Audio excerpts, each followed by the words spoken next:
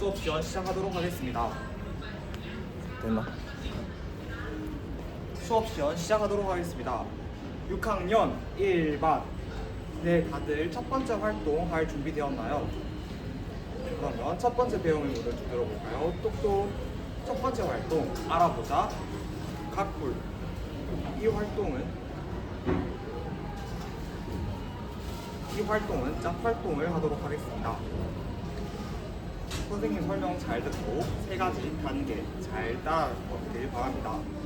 첫째, 자료일을 함께 탐구하도록 하겠습니다. 둘째, 공통점을 짝과 함께 알아보도록 하겠습니다. 셋째, 짝과 함께 차이점을 알아보도록 하겠습니다. 그러면 활동 시작하도록 하겠습니다.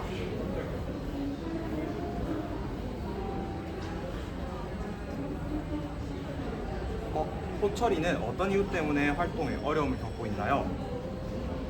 호철이는 이 활동을 할 때 도형이 머릿속에 그려지지 않는다고요? 그럼 선생님이 여기 각불 모형을 줄 테니 한번 이 세 가지를 비교해 보도록 하겠습니다. 호철이가 활동을 할 수 있도록 선생님이 응원하겠습니다.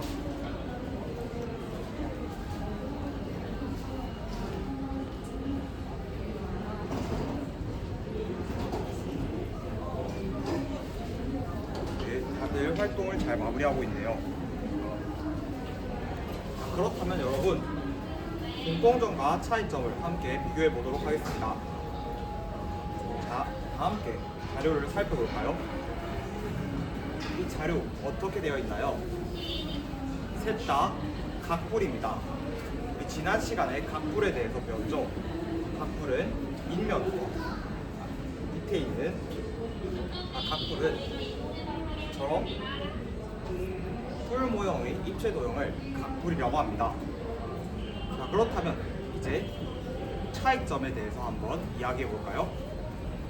네, 민수 한번 이야기해 보겠습니다. 밑면, 세 개의 밑면이 다르다고 하였습니다. 자, 그렇다면 밑면이 어떻게 다른지 한번 이야기해 볼까요? 네, 삼각형, 사각형, 오각형 이렇게 세 가지 종류가 있습니다. 그렇다면 여러분, 우리 각기둥에 대해서 저번 시간에 배웠죠? 각기둥 이름을 어떻게 지었나요? 각기둥의 이름은 각기둥의 밑면을 바통해서 지었습니다. 밑면의 도형의 이름에 따라서 각기둥의 이름을 정했죠. 그렇다면 각기둥과 연결지어 각불의 이름을 한번 지어볼까요? 그렇다면 첫 번째 거는 삼각형, 두 번째 거는 사각형, 세 번째 거는 오각형입니다. 이에 따라서 삼각불, 사각불, 오각불이라고 할 수 있겠죠. 자, 이것처럼 여러분, 밑면의 종류에 따라서 삼각불, 사각불, 오각불처럼 이름을 정할 수 있습니다. 그렇다면 밑면이란 어떤 것일까요? 맞습니다. 각불을 결정하는 면을 밑면이라고 합니다. 그러면 두 번째 활동으로 넘어가 보도록 하겠습니다. 두 번째 배움의 문을 들어볼까요? 똑똑. 두 번째 활동은 알아보자 각불의 구성을 하도록 하겠습니다. 이번에는 4명당 1개의 모둠, 6개의 모둠을 하도록 하겠습니다. 활동 설명 잘 들어보세요. 첫째, 자료 1을 함께 탐구해 보도록 하겠습니다. 둘째, 자료 3을 탐구해 보도록 하겠습니다. 셋째, 각불의 구성을 한번 정리해 보도록 하겠습니다. 선생님이 사각불 모형을 모둠당 1개씩 줄 테니 이 활동을 할 때는 학습지와 사각불 모형을 활용하도록 하겠습니다. 각 모둠 입금이가 나와서 가져가도록 하겠습니다.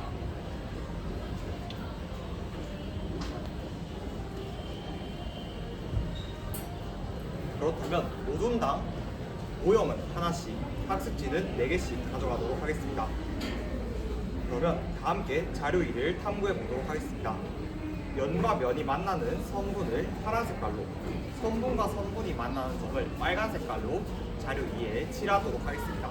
자료 1에 칠하기 전에 실제 모형에 한번 칠해 본 뒤 자료 2로 옮기도록 하겠습니다. 다들 할 수 있을까요? 좋습니다. 네, 호철이 무슨 이유 때문에 활동에 어려움을 겪고 있나요?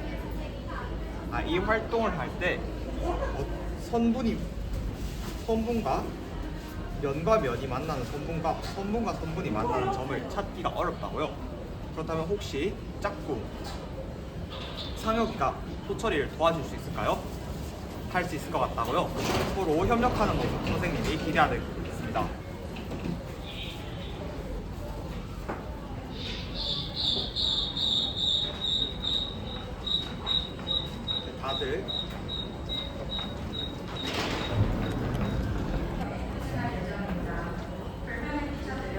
다들 활동 마무리 지은 것 같은데요. 다들 활동을 잘하고 있네요. 그렇다면 이번에는 자료 3을 함께 살펴보도록 하겠습니다. 자료 3은 여러분들이 자료 2에서 면과 면이 만나는 선분을 함께 보았고 선분과 선분이 만나는 점을 함께 살펴보았습니다. 이처럼 한번 구성을 학교에서 다 함께 확인해 보도록 하겠습니다. 자, 우리 자료 2에서 면과 면이 만나는 선분을 파란 색깔로 칠했죠? 이렇게 면과 면이 만나는 선분을 모서리라고 합니다. 그리고 선분과 선분이 만나는 점을 빨간 색깔로 칠했죠? 이렇게 선분과 선분이 만나는 점을 꼭지점이라고 합니다. 자, 이제 화면을 함께 보도록 하겠습니다. 우리 자료 3 함께 확인해 보겠습니다.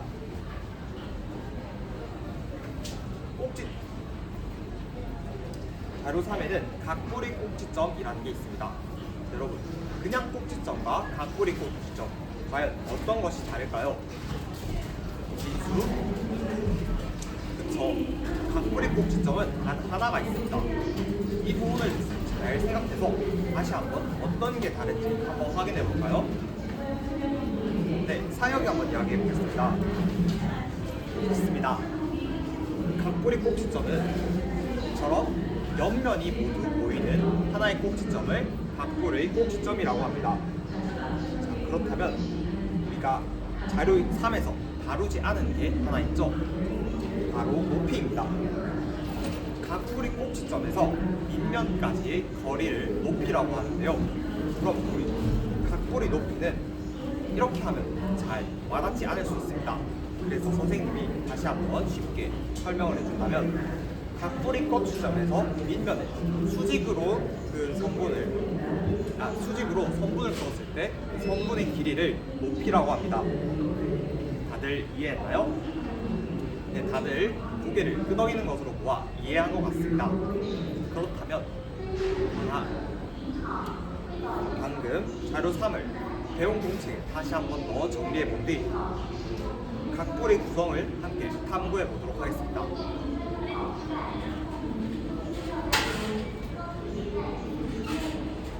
좋습니다. 각뿌리 구성을 한번 탐구해 보도록 하겠습니다. 우리 방금 각뿌리 높이가 무엇이라고 했죠? 각뿌리 꼭지점에서 밑면까지의 거리라고 하였습니다.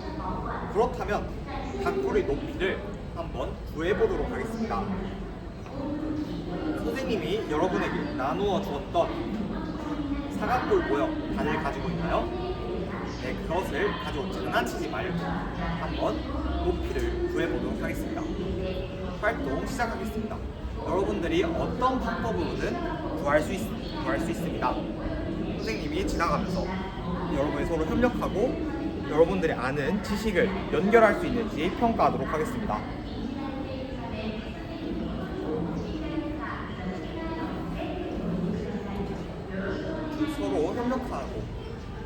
서로 협력하면 잘 하고 있네요. 자, 여러분 높이 다 구했나요? 네, 활동 신호등이 모두 초록불이 켜져 있는 것으로 보아 활동을 마무리한 것 같은데요. 그렇다면 한번 여러분들이 했던 활동을 사진을 찍어 하이러닝에 한번 올려보도록 하겠습니다. 네, 한번 살펴볼까요? 네, 두 가지 종류의 길이가 나왔습니다. 8cm라고 하는 학생들도 있고, 10cm라는 학생도 있고, 8cm라고 하는 학생도 있습니다. 크게 1모듬, 5모듬, 6모듬은 8cm, 2모듬, 3모듬, 4모듬은 10cm라고 하였습니다. 그렇다면 각각 어떻게 구했는지 한번 나와서 설명해 볼까요? 10cm부터 한번 나와 볼까요? 네, 각도리 꼭지점에서 꼭지점까지의 거리를 자를 대어 길이를 재어보았다고 합니다. 그런데 이 길이가 과연 밑면까지의 거리일까요? 선생님이 두 번째로 쉽게 설명할 때 뭐라고 했죠? 맞습니다. 수직으로 때린 성분이었다고 했죠? 그러면 다시 돌아가고 8cm라고 하는 학생들 한번 나와볼까요? 네, 3호도 나와서 한번 발표해 보도록 하겠습니다. 네. 높이는 꼭지점과 꼭지점 사이의 거리가 아니라 각풀이 꼭지점에서 밑면 사이의 거리이기 때문에 각풀이 꼭지점에 밑면과 평행하도록 판을 댄 뒤 그 사이를 길이를 쟀다고 합니다. 이렇게 선생님이 각풀이 꼭지점과 각풀이 높이의 정의를 잘 활용하여 높이를 구할 수 있었네요. 자, 다들 이제 틀렸던 모두 다들 잘 이해했나요? 이해했다고요? 그렇다면 각볼의 높이를 구한 것들을 하이러닝에 올린 것을 댓글을 통해서 서로에 대해 평가해 보도록 하겠습니다. 각 모둠이 좋았던 점, 아쉬웠던 점, 그리고 이 활동을 통해 새롭게 알게 된 점이 있다면 댓글을 남겨보도록 하겠습니다. 네. 각볼의 4가지 구성 요소를 정확하게 파악할 수 있는 겁니다. 4가지 요소를 정확하게 파악할 수 있었다고 합니다. 또 각볼의 높이를 잘못 생각하였는데 이렇게 판을 댄다면 서로 평행해서 수직인 각볼의 높이를 구할 수 있어서 정말 좋았다고 합니다. 혹시 3학년 때 배웠던 평행과 수직을 잘 활용한 모듈들이 보이네요.